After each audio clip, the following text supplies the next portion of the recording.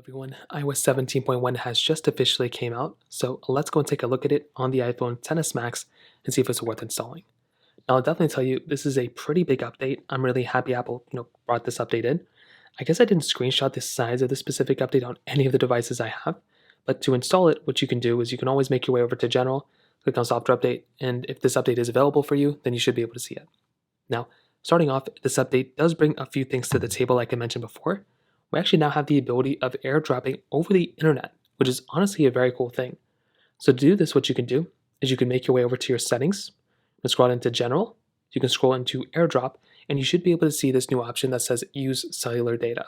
So now, if you want to, you can airdrop your files via the internet rather than Wi-Fi, and that's a really cool thing. It's still going to be quick and fast.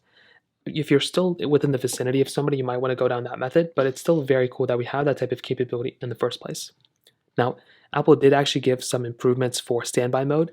Now, this is only for the 14 and 15 Pro as far as I can tell, but still, I'm hoping some of these changes end up coming down for some of these older iPhones too. The XS Max is one of the oldest iPhones on iOS 17, so hopefully Apple add some improvements there. Apple Music actually also ended up getting some upgrades. So now we basically have the capability of, I guess, seeing a couple more song suggestions and different things like that.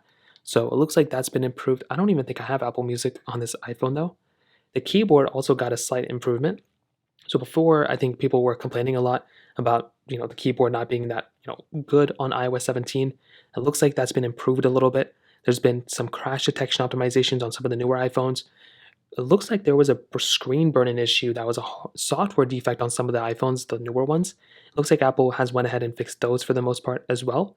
There's been some other improvements for incoming calls when sometimes they wouldn't come in if you were getting a new call.